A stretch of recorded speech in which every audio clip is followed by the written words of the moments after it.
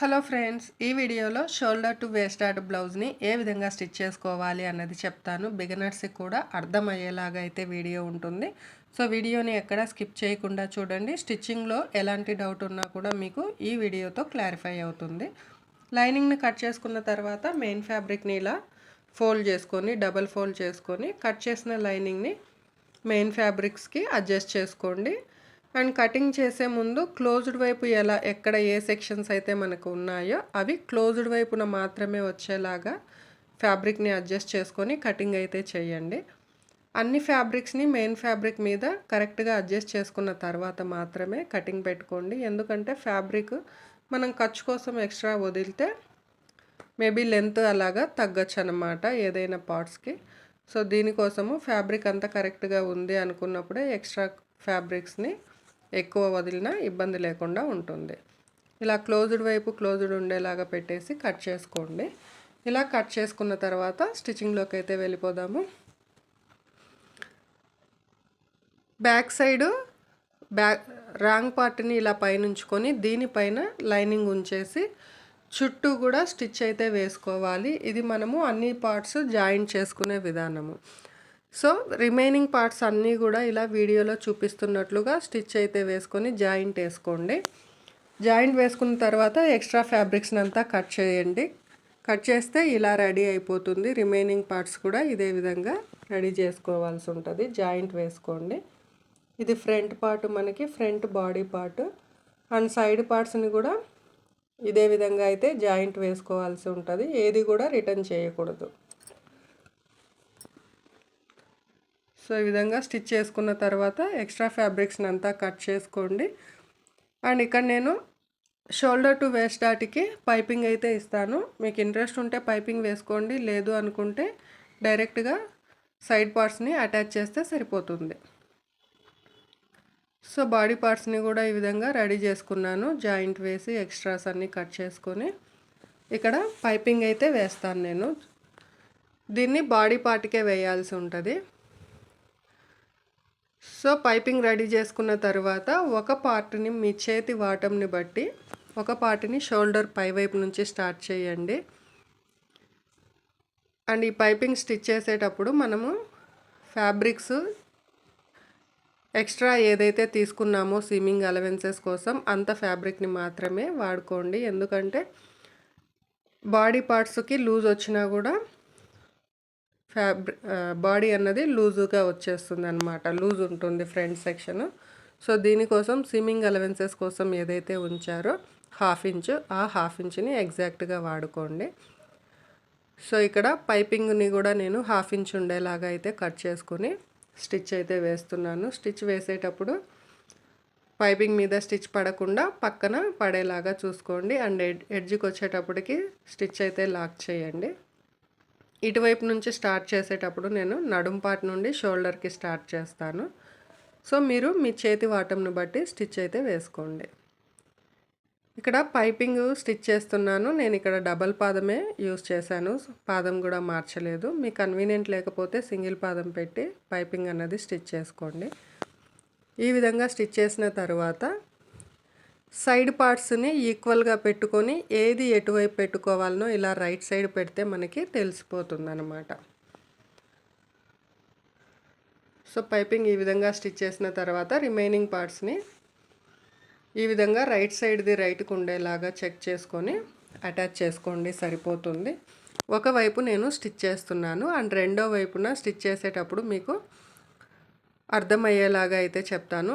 ఒకవైపు ఇక్కడైతే నేను స్టిచ్చింగ్ వేసేస్తున్నాను. అండ్ ఇటువైపున స్టిచ్ చేసేటప్పుడు మీకు చిన్న టిప్ చెప్తాను. ప్రిన్సెస్ కట్ స్టిచ్ చేయడంలో ఇది మీకు హెల్ప్ అవుతుంది. సో ఈ రెండు సెక్షన్స్ ఇలా కుట్టేటప్పుడు ఒక పార్ట్ మనకి ఏదో ఒక పార్ట్, బాడీ పార్ట్ కానీ సైడ్ జాయింట్ పార్ట్ కానీ ఇలా పెట్టి చూసినప్పుడు లెంత్ అయితే పొడవు ఎక్కువగా ఉంటుంది.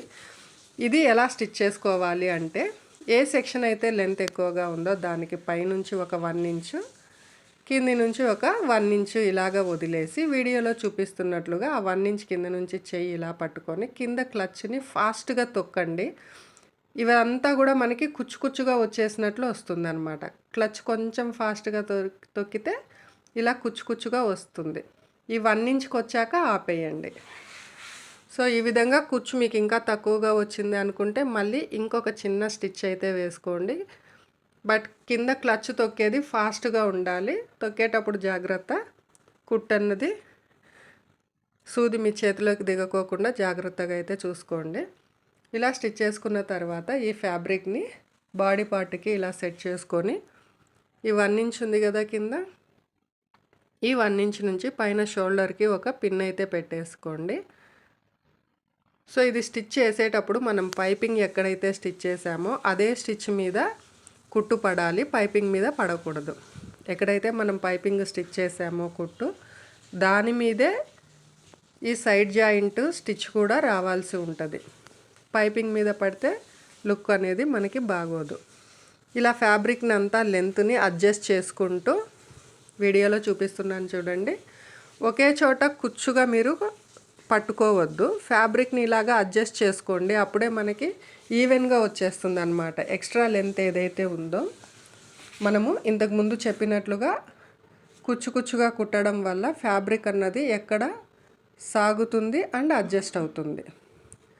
సో ఈ విధంగా లెంత్ అడ్జస్ట్ చేసుకొని కుట్టుకోవాలి. ఈ టిప్ మీకు ప్రిన్సెస్ కట్ షేప్ బ్లౌజెస్ ఇలా స్టిచ్ చేసేటప్పుడు కూడా హెల్ప్ అవుతుంది.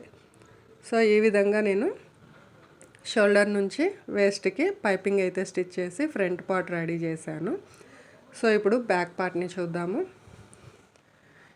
బ్యాక్ పార్ట్ అంతా కూడా రిమైనింగ్ మనకి సేమే ఉంటుందండి. ఒక ఫ్రంట్ స్టిచ్ చేసేటప్పుడే స్టిచ్చింగ్ చేసేటప్పుడు కొంచెం డిఫికల్ట్ అనిపిస్తుంది. నేను చెప్పిన టిప్ని అయితే ఫాలో అవ్వండి, హెల్ప్ అవుతుంది స్టిచ్చింగ్ చేసేటప్పుడు మీకు. సో బ్యాక్ పార్ట్ని సెంటర్కి ఇలా కట్ చేసి హుక్స్ అండ్ కాజాల పట్టీ కోసము 1.5 ఇంచ్, కాజా పట్టీ కోసం 2 ఇంచుల ఫ్యాబ్రిక్ని ఇలాగా వీడియోలో చూపిస్తున్నట్లుగా ఎక్స్ట్రా లెంత్ ఉంచుకొని కట్ చేసి, అండ్ నడుం పట్టీకి కూడా ఒక 1.5 ఇంచ్ ఫ్యాబ్రిక్ని ఈ విధంగా కట్ చేసి నడుం పట్టీని స్టిచ్ చేశాను.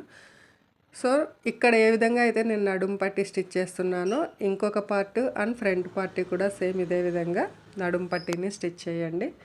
వీడియోలో చూపిస్తే లెంత్ ఎక్కువైపోతుంది. సో ఈ విధంగా నడుం పట్టీ రెడీ అయిపోయింది.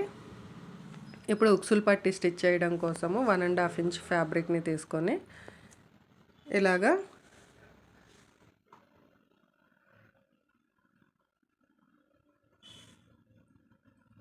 1.5 ఇంచ్ ఫ్యాబ్రిక్ని ఈ విధంగా తీసుకొని బ్లౌజ్ రైట్ సైడ్ వైపున ఉంచేసి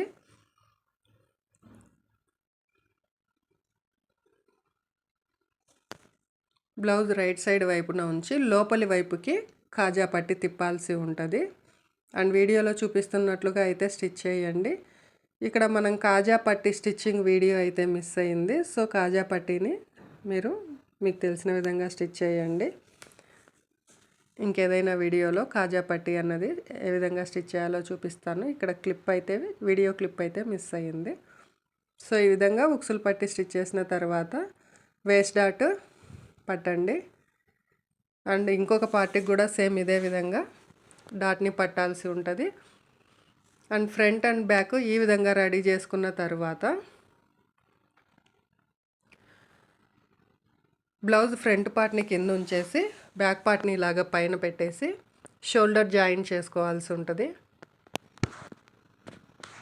మ్యాక్సిమం మనము ఫ్రంట్ పార్ట్ కుట్టేదే కొంచెం డిఫరెంట్ అనిపిస్తుంది. రిమైనింగ్ అంతా స్టిచ్చింగ్ ఐడియా ఉన్న వాళ్ళకైతే సేమ్ మనం ఏ విధంగా అయితే స్టిచ్ చేస్తామో అదే విధంగా ఉంటుంది అన్నమాట stitch method.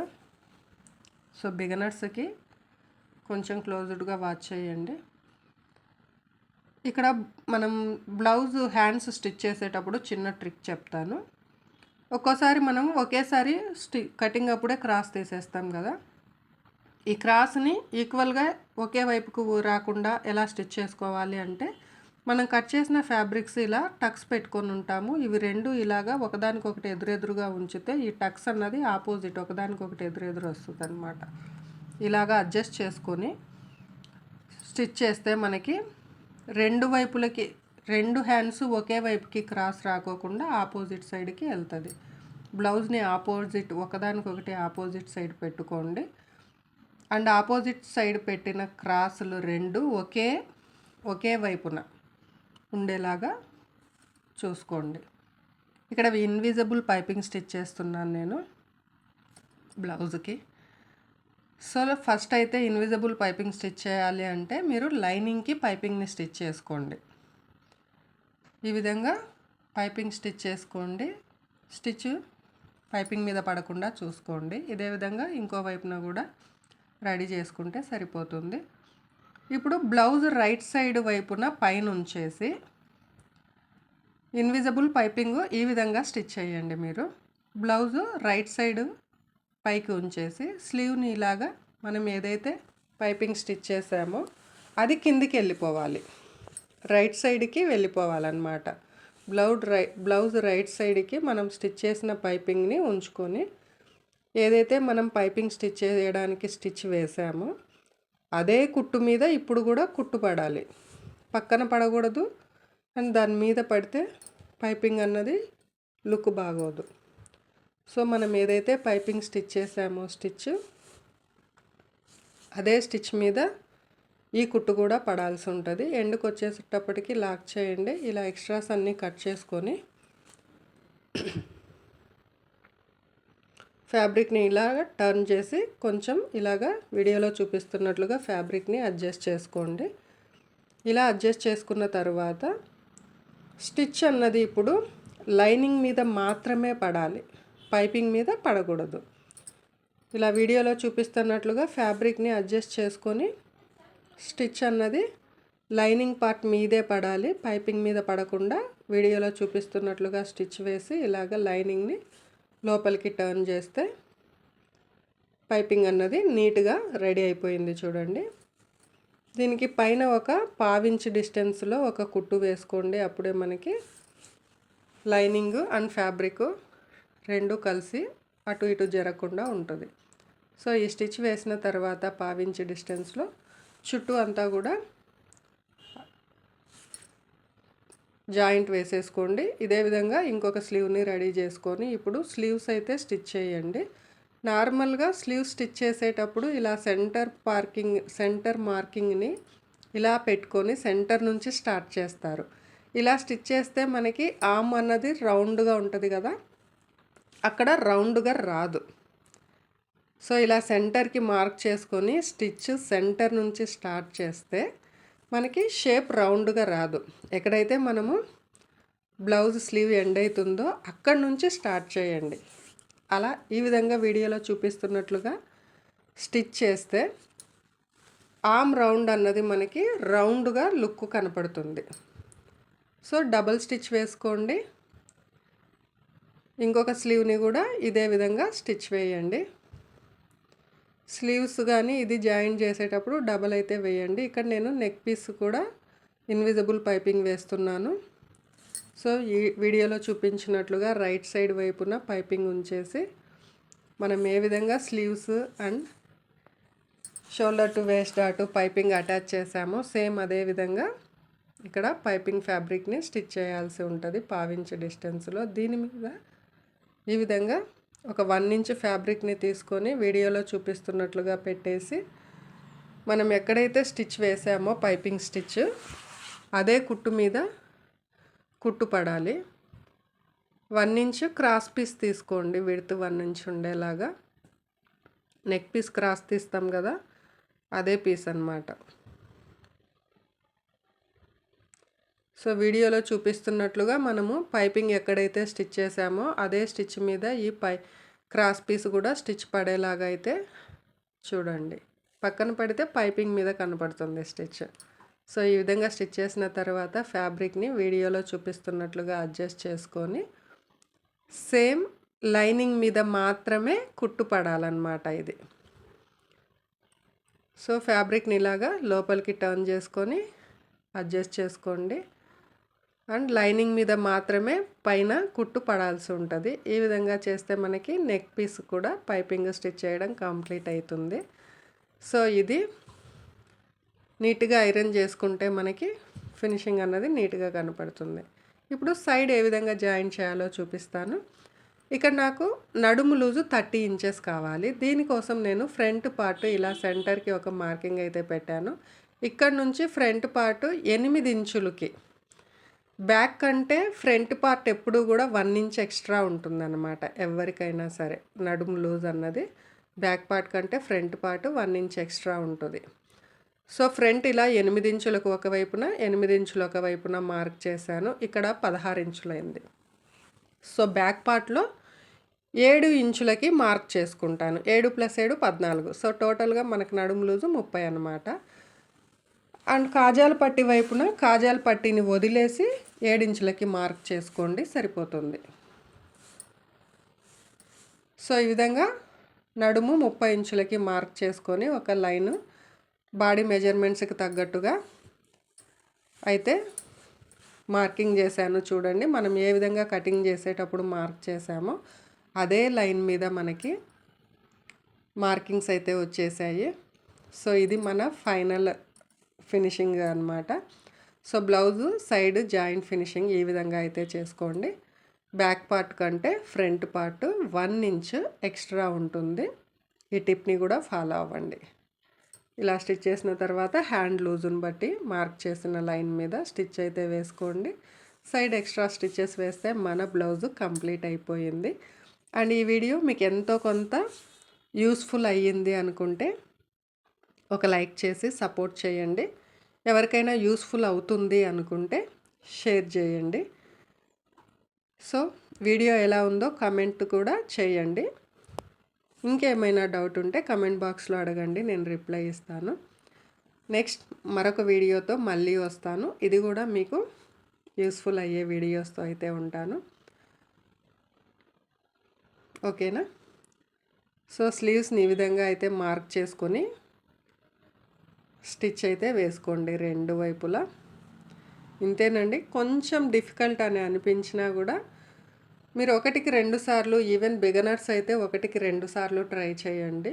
First paper drafting పెట్టుకొని ట్రై చేయండి, తర్వాత డైరెక్ట్గా బ్లౌజ్ మీద ట్రై చేయండి. బిగినర్స్ రాదు అనుకొని డిసప్పాయింట్ అవ్వద్దు. 1కి 2 ట్రై చేయండి, వేస్ట్ అయినా పర్లేదు అనుకొని ఖచ్చితంగా థర్డ్ టైం అయితే మీకు రిజల్ట్ ఉంటుంది. సో ఆల్రెడీ ఐడియా ఉన్న వాళ్ళైతే డైరెక్ట్గా కట్ చేసుకోవచ్చు.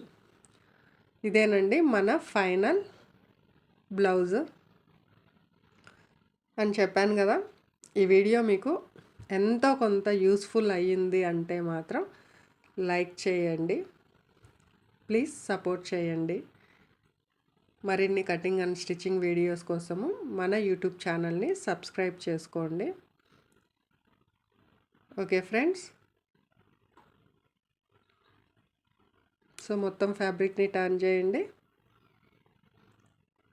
సో నీట్గా ఐరన్ చేసేస్తే మన బ్లౌజ్ అన్నది ఫైనల్ అవుట్పుట్ని చూసేయండి. చూసి ఎలా ఉందో కమెంట్ చేయండి. ట్రై చేసిన తర్వాత కూడా కమెంట్ అయితే చేయండి ఎలా వచ్చింది అన్నది. మీ బ్లౌజు మెజర్మెంట్ని బట్టి ట్రై చేసి కమెంట్ బాక్స్లో కమెంట్ చేయండి. Thank you all for watching. Bye.